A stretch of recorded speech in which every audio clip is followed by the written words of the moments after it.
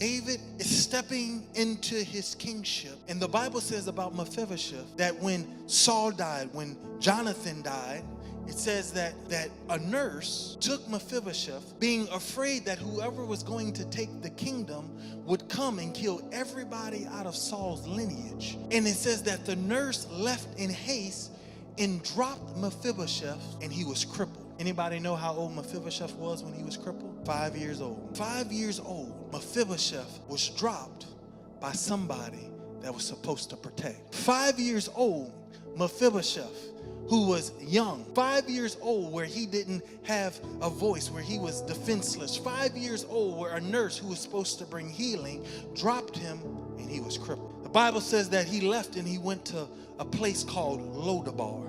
I'm talking about the offender, because there's some people in here that you've been crippled not by what you did, but because of what somebody else did.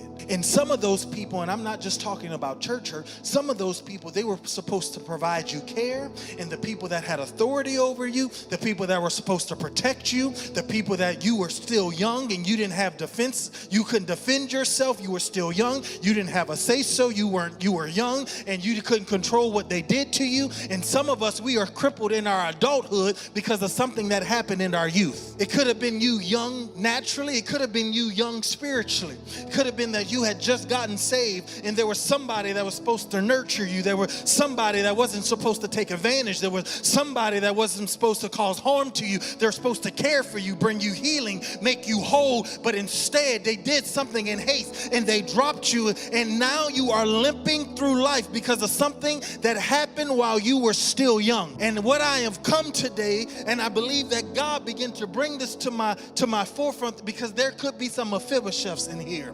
Some people that they begin to recall something that happened when they were young with somebody that was supposed to nurture you, but instead they took advantage, they did something in haste, and now you are still walking, you're still limping, your feet are still crippled today because of what happened. The Bible says that David becomes king, and he asks, is there anybody left in Saul's household? And they say, there's Mephibosheth, but he's down in Lodabar. Lodabar means barren. So not only is he crippled, not because of what he did, but because of what was done to him. Not because of a mistake that he made, but because of somebody that was supposed to guard him did